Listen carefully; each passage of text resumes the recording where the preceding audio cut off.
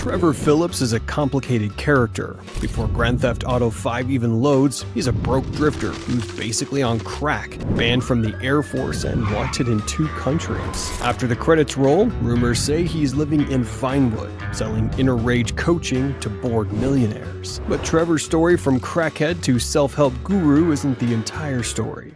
Let's start by thinking about where Trevor came from. His childhood was far from ideal. He often talks about his mother, Mrs. Phillips, and not in a good way. It's heavily implied and sometimes outright stated through his own words and reactions that she was incredibly abusive towards him, physically, sexually, and mentally. No one could ever recover from this kind of upbringing. Whenever someone insults his mother or even uses a phrase like mother effer, Trevor gets extremely angry and defensive. It really bothers him. Interestingly, though, he never defends her memory as if she were a saint who passed away. His reactions are more about the pain she inflicted. Before he ever crossed paths with Michael Townley, the man who would become his closest partner in crime, Trevor was already a troubled individual. He mentions being a drifter up by the border, someone who was huffing gas and effing people over, killing, eating, whatever. He described it as fun, but admitted it was going nowhere. This tells us that the violence and chaos weren't things Michael taught him. They were already part of his nature.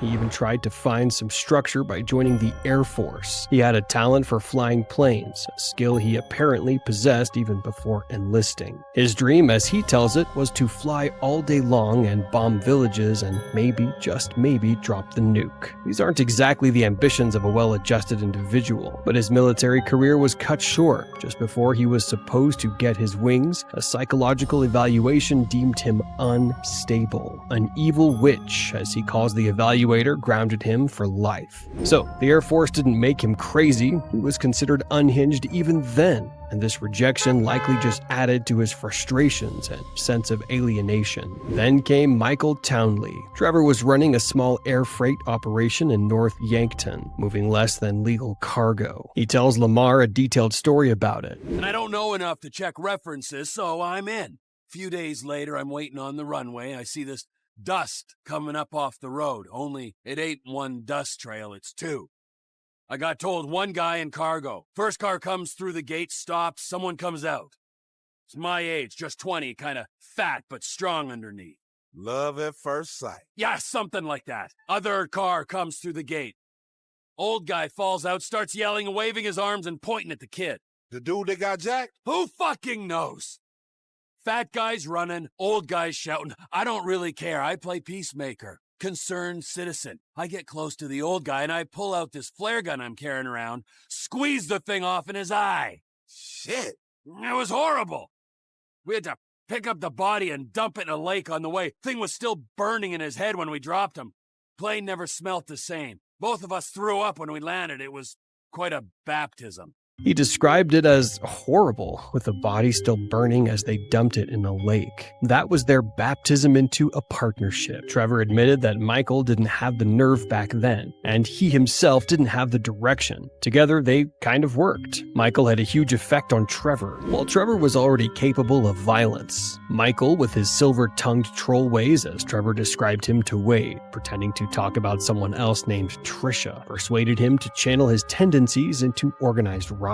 Trevor found he was good at it. Michael didn't just become his best friend, he gave Trevor a purpose and, in a way, a surrogate family. Trevor grew close to Michael's wife, Amanda, and their children, Jimmy and Tracy. He became Uncle T to them. For Trevor, this connection, especially with the kids, was important because he knew what it was like to be ignored as a child. He was fiercely protective of Tracy, once telling Laszlo during the Fame or Shame mission that he'd rip the effing skin off anyone who effing wronged her because she had sat on his lap when she was 2. He was heartbroken when he thought he lost not just Michael, but the children as well, after Michael faked his death. Before things went south in North Yankton, another character, Brad Snyder, joined their crew. It wasn't always a trio of Michael, Trevor, and Brad from the very start. Lester talks about Brad almost as an afterthought when he talks about their past. Trevor himself said that after Michael went soft, he made a new friend called Brad, and was even thinking about cutting Mike off when everything fell apart. This shows that Trevor's devotion to Michael wasn't completely solid at that point, and he was thinking about taking a different path with Brad. It all came apart at the famous North Yankton job in Ludendorff. This was the heist where Michael planned to fake his own death with the help of a corrupt FIB agent, Dave Norton. The plan involved Michael getting shot by Dave,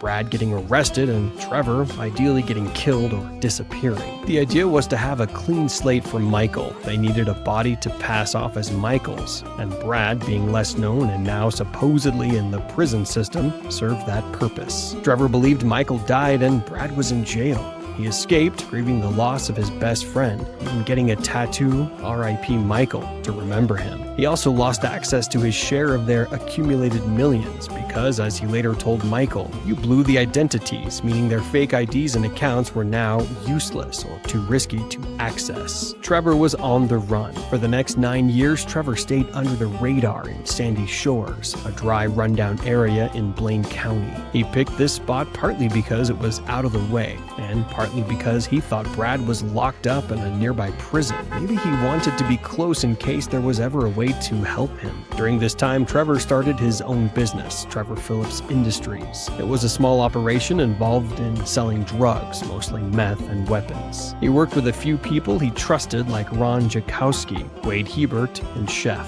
They were loyal, but not especially skilled. Despite his past riches and his current criminal enterprises, he lived in a rundown trailer, though he owned an airfield. He claimed he liked being off the grid, in a place that was real and authentic. But perhaps there was also an element of self-loathing and guilt that made him feel he didn't deserve better. He always dreamed of being an international drug dealer, and Sandy Shores gave him a small taste of that, even if it was mostly just cooking meth and feuding with local gangs like the Lost Motorcycle Club. His relationship with the Lost was initially somewhat familiar, if not friendly, but he eventually decided to take them out to eliminate competition for his own growing enterprise, famously stomping Johnny Klebitz to death in a fit of rage. The reason Trevor came back into Michael's life was a news story about a jewelry store robbery in Los Santos. A witness quoted one of the robbers saying something that sounded exactly like Michael's old movie quotes.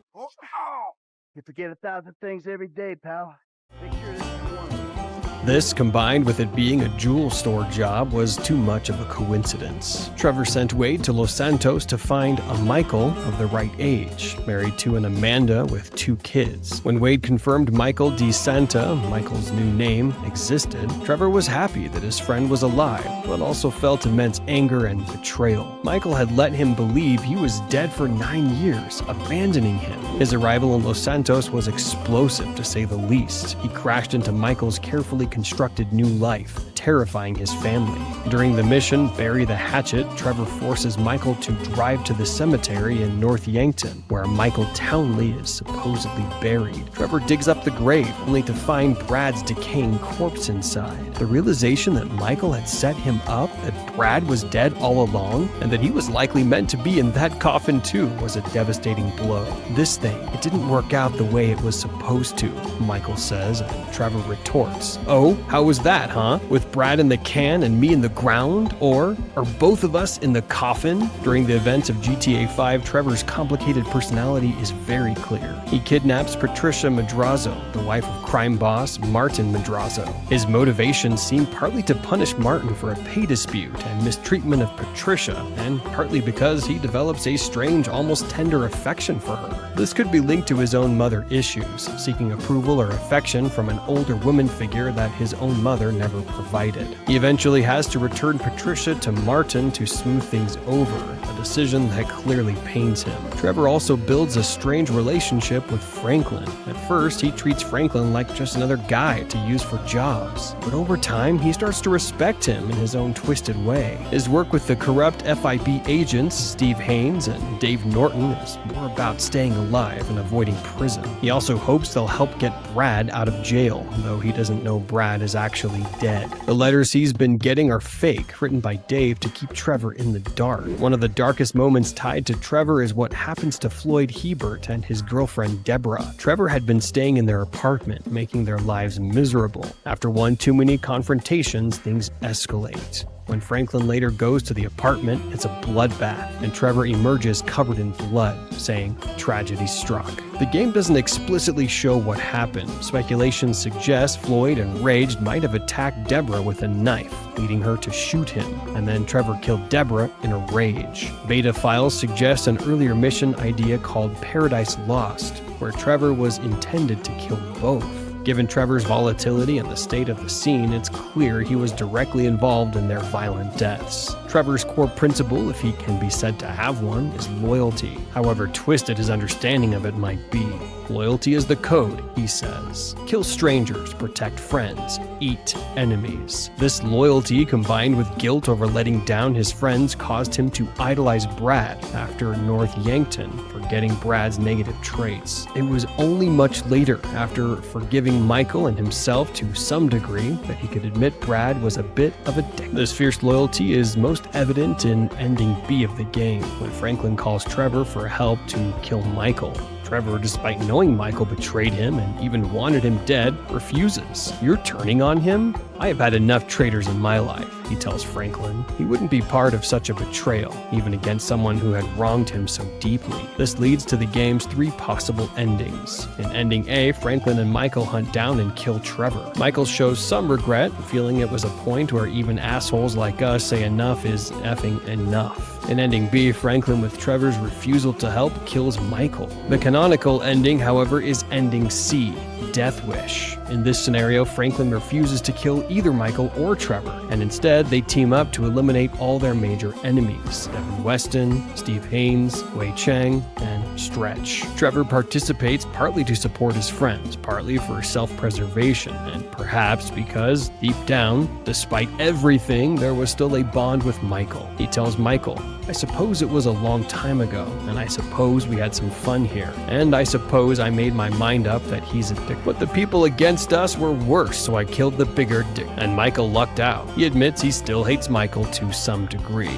but there's a sense of acceptance, even a twisted kind of affection. After this ending, Dave Norton, now in a more powerful position, is expected to protect all 3 of them from future legal troubles, meaning Trevor is no longer vulnerable as he was in Sandy Shores. What happens to Trevor after the main story of GTA 5? A side mission appears for him involving his mother, Mrs. Phillips. She suddenly shows up in his trailer, beating him for never visiting her in jail. She sends him to get some dilutamol pills. When Trevor returns, she's gone, vanished without a trace. This leaves players wondering if she was real or a delusion. Arguments can be made for both. Trevor isn't generally shown to hallucinate unless he's on drugs, and he didn't seem to be. Ron even leaves a Life Invader message asking Trevor, "Hey, aren't you going to introduce me to your mother?" suggesting Ron was aware of her presence. Michael also asks about her during a hangout, and Trevor says he doesn't want her to see him as he is. However, given her abusive nature and sudden disappearance, it's plausible she just got bored and left. More concrete information about Trevor's post-game life comes from the Smuggler's Run DLC for GTA Online, which is set in 2017, a few years after the events of GTA 5. Ron Jakowski contacts the player and mentions Trevor. He says, "That bastard my best friend. Oh, he's supposed to protect me forever? Then he goes all Vinewood on me? He's too important for Ron now, but he's a guru.